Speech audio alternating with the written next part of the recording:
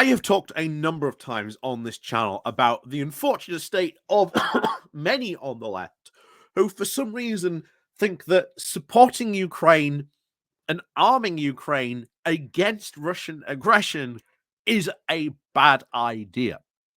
Now, a lot of them get this view, and the number one culprit of this is, of course, of Jeremy Corbyn. And Jeremy Corbyn's views come from his deeply held beliefs in pacifism. But as I've said many times when discussing this, there comes a point where your pacifism means that you are going to align yourself potentially with an aggressor over someone who is being hurt by that aggressor, because your ideals of peace at all costs are going to potentially be more harmful than the actual outcomes of a war. And that is the situation, I think, and a lot of people who would be Corbyn supporters. I mean, just imagine this hypothetical question for a second. Let's say Corbyn wins in 2019. The Ukrainian war still happens.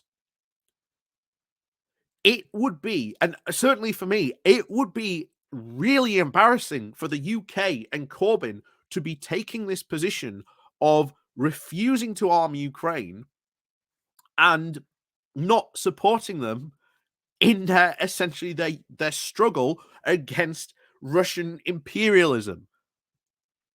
And we've talked before about the crazy demands that Russia wants to make in a peace deal, and that the Ukrainians are still prepared to fight. And even now, there are people that would have been in Corbyn's government, Clive Lewis, John McDonnell, who have clearly broken ranks, or at least would break ranks with Corbyn against this, saying, no, we must arm Ukraine. So do not make any mistakes that if we were in a 2019 situation, or at least a situation now, where Corbyn won, there would be a massive split in the Labour Party over this very issue. In fact, I very, very much think this would have unseated Corbyn. Because I think enough people on the left recognize the fact that, no, we should actually arm Ukraine in this situation. And I'm very, very surprised to see this coming from Nova Media. Now, Nova Media, very, very much a pro-Corbyn stance. Indeed, they had like a massive mourning period when Corbyn resigned. But this, I think, really sums up what people's stance on the left should be about this. Not just here in the UK, but internationally as well. So we're going to go over this piece from Nova Media. But before we do get into that, please do remember, hit the like, share, and subscribe button. Of course, again, there's stuff down below. The Patreon page, the one-off donation link called Buy Me Coffee, the YouTube thank you button, and of course, the Pony Club as well. So, again, this comes from Nova Media. We'll crack on into this. The title of Ukraine's resistance still needs our solidarity. Sometimes calling for peace at all costs means siding with the oppressor. I completely 100% agree on this. So, it has been a year since Russia launched a full-scale invasion of Ukraine. What Vladimir Putin hoped would be a 3-day conquest has turned into a prolonged stalemate. As the fight rages on, so do debates about the role of Western governments in the conflict and what position the international left should take. Oh, by the way, I also want to point out, this has been written by an MP who is also got very much elected by Momentum and also pro-Corbyn as well. So I just want to really illustrate the split that has happened and the fact that the left is very, very much breaking with Corbyn over this. And if he was in power, if he was prime minister, this would be a very isolated prime minister over his current stance. And like I say, I do not think he would last long. I think Corbyn would have plummeted in the polls and he would have been gotten rid of very, very quickly. So, so my own views on this, of the war, are informed by conversations with Ukrainian socialists and trade unions. Both of those are seeking safety in the UK and those who are organising back home.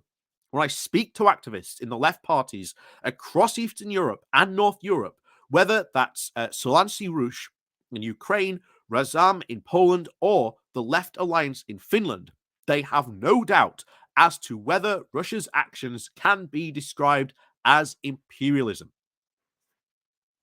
And unfortunately, that's not the same across all the left, which is the big annoyance of this. And my big annoyance that has been taking place throughout all this conflict with some people on the left.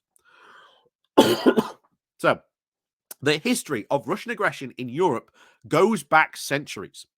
It's a past Putin makes keenly references in speeches, comparing himself to imperial conquerors, declaring his admiration for Catherine the Great, remembered for the partition of Poland and the first annexation of Crimea. In Ukraine, the memory of the Holodomor is still alive, as are its oldest survivors. The man-made famine, a genocide engineered by Joseph Stalin to crush resistance in Ukraine that killed around 5 million people. Since the collapse of the Soviet Union, the Kremlin has remained uncomfortable with Ukraine's desire for emancipation. In response to the 2014 Revolution of Dignity, when mass protested ousted the pro-Russian president Viktor Yanukovych, Russia annexed Crimea. In his rhetoric, Putin has regularly questioned Ukraine's right to exist and referred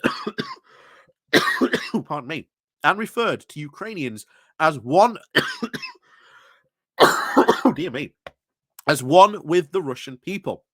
It's clear this war isn't only about acres of land, but the subjugation of Ukraine as part of Moscow's sphere of influence. Yes, absolutely. And again, I want to point out, this is coming from someone who, again, given a Labour victory in 2019, could have very well been part of a Labour government, could be a minister in cabinet, or maybe even a junior minister. I want to make that abundantly clear on this, how big a split this would have seriously been had Corbyn won in 2019. So, as John McDonnell writes, again, key Corbyn supporter, John McDonnell writes that the left has a long record of opposing violent occupations. We marched against the US invasion of Iraq, and we rightly condemned Israel's occupation of Palestine. Now we must stand with the Ukrainian people against Russian aggression. And that's John McDonnell. John McDonnell, key ally of Corbyn, and would have been part of his government, saying this in a dramatic opposition to Jeremy Corbyn's view on Ukraine. So, as socialists, we abhor war, oppose militarism, and are rightly suspicious of Western involvement in foreign conflicts. Yet, few of us would take an absolute pacifist stance, arguing, for example, that socialists shouldn't have supported the Republicans in the Spanish Civil War or backing the Kurds against ISIS. In certain situations, the call for peace is at all costs is to side with the oppressor. If only the left would all get on board with that, but unfortunately there are those who do not, which is very depressing.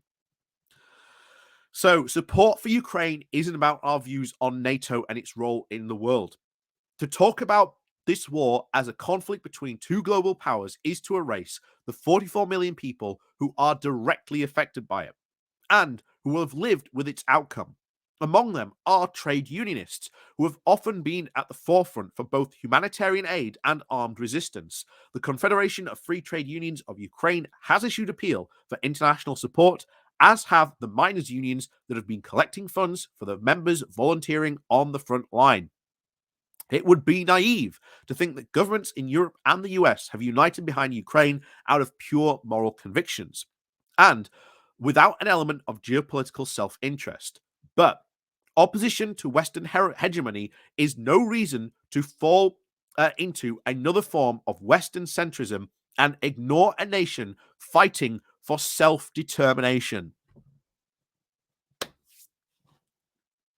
Again, I want to remind people here, this could have been someone who could have very easily been in Jeremy Corbyn's cabinet had they won in 2019.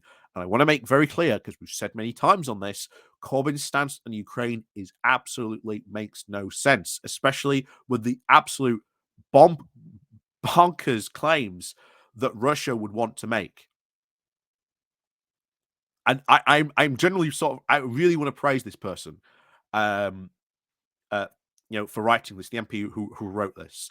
But it also just goes to show what I would have been saying all along. If Corbyn had won and the Ukraine war kicked off, yeah, gone. Sorry, he would not have lasted long.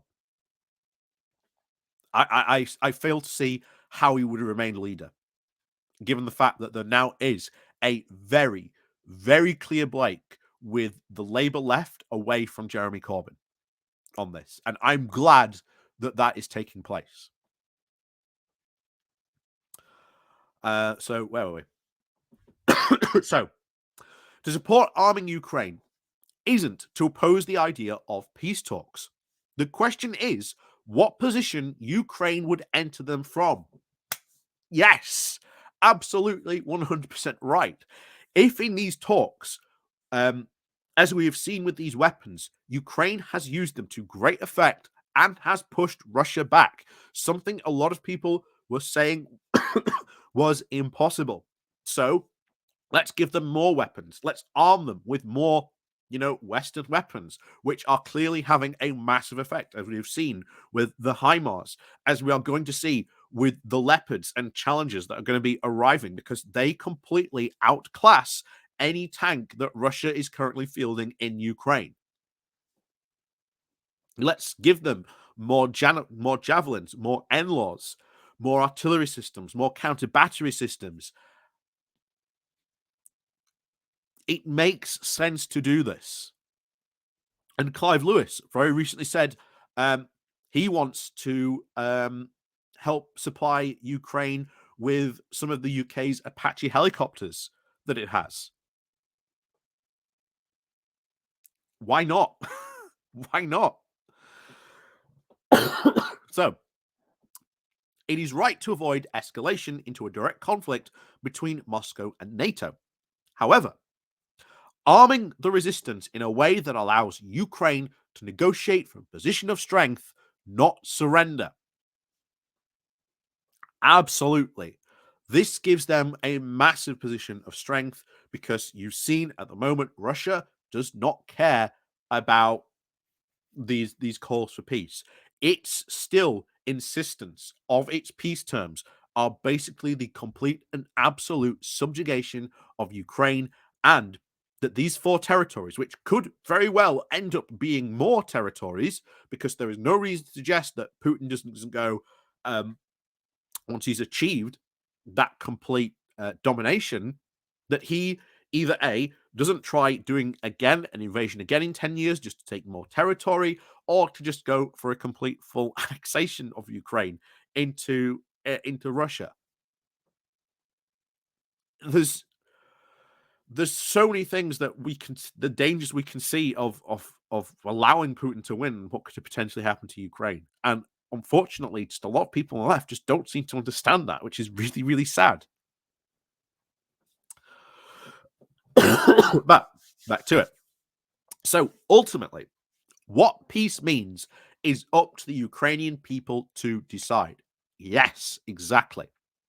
In October, polling showed that over 70% of Ukrainians are in favor of continuing armed resistance until victory, which 91 interpreted as recapturing all occupied territory, including Crimea, What most Ukrainians deem as acceptable may or may not shift as the war goes on.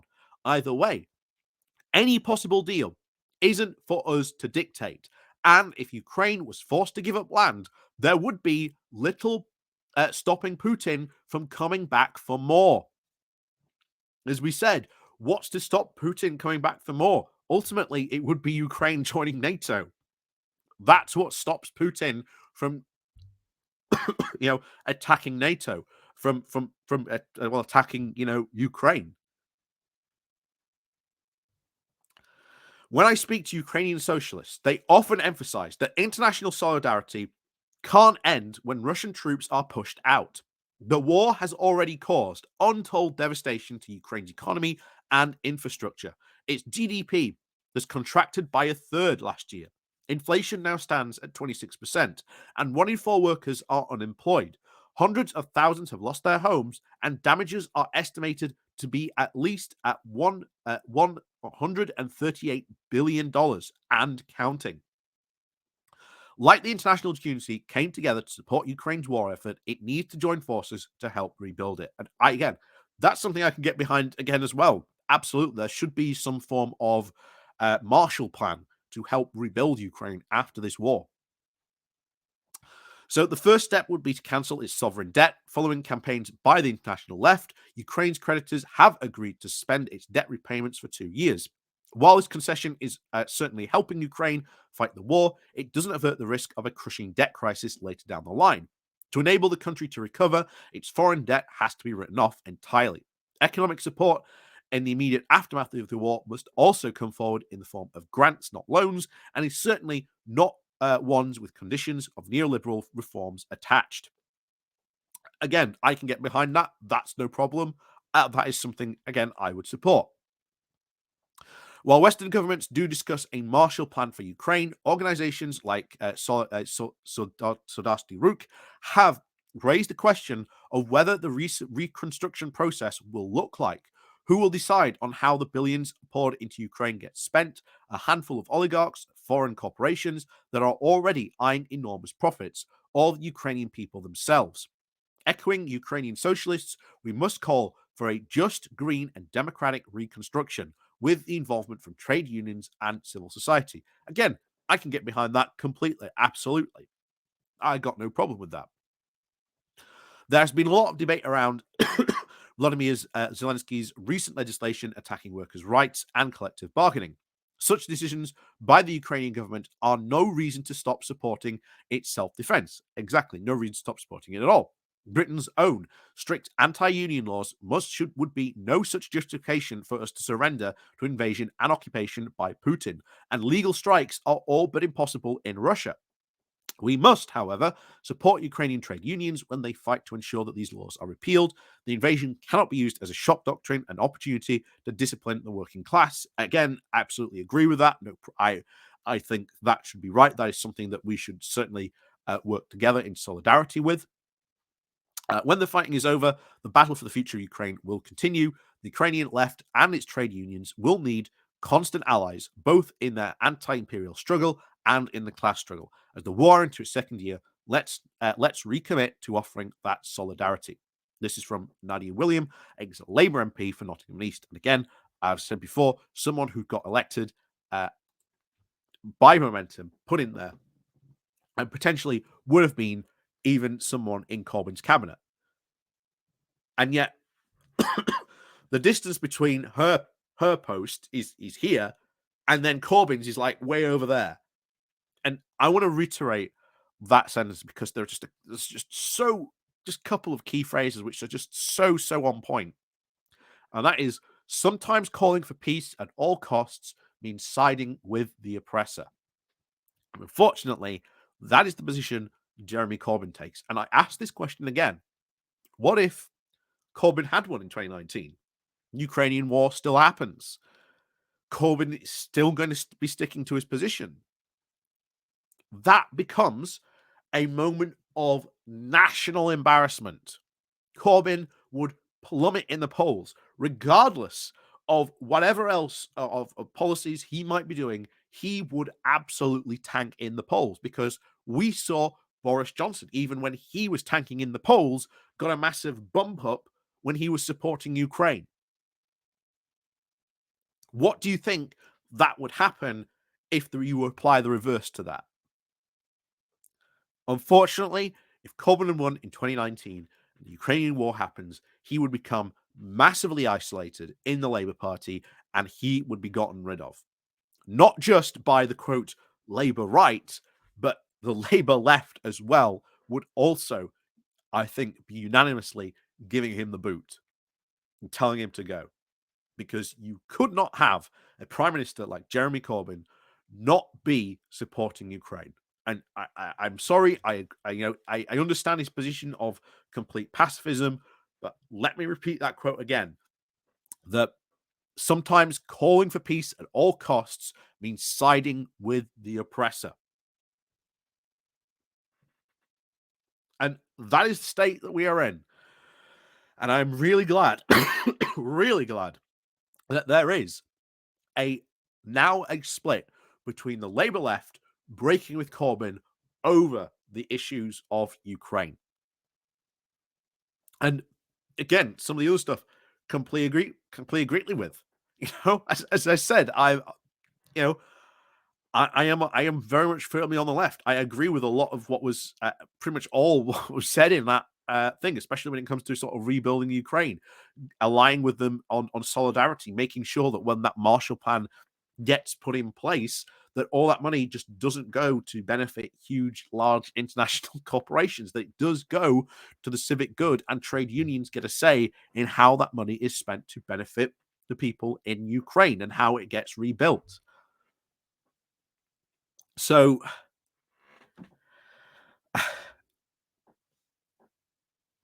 yeah, I agree with a lot of stuff that was said there, but I'm really glad that they've put out this. I'm really glad that they've put this out. But I'll reiterate the stance again. If Corbyn had won in 2019 and you roll around this invasion, Corbyn does not last long. I am sorry, but Corbyn does not last long. His stance on this would be intolerable. It would be embarrassing on the world stage. It would be embarrassing for the Labour Party. And yet, remember, one of the key things, one of the key indicators that put a lot of people off for voting for Jeremy Corbyn was his defensive stance, that he would not press the red button, that he would not commit troops. And that caused a lot of people to abandon Corbyn in 2019. I'm sorry, but he would not have lasted. He really would not have lasted. And this would have been a deciding issue. You've already seen here two key allies, Clive Lewis and John McDonnell, both dramatically disagree with him. This would have been a massive rupturing issue in the Labour Party. So, again, like I say, let me know what you think down in the comments below. I think this is fantastic. Big thumbs up to the MP who wrote this, and good on Northern Media for putting this up, because it's something that should be said to a lot of people on the left, because for some reason they ain't supporting Ukraine for dumb reasons, because they are trapped in this mindset of, well, if America is doing it, then it must be bad. And they're just trapped in this America bad movement, regardless of what America does. Even if it's something good that America does, like supporting Ukraine, then, oh, that must be bad. But hey, there you go. So, as always, oh, dear me, thank you very much for watching. And of course, we'll see you all next time.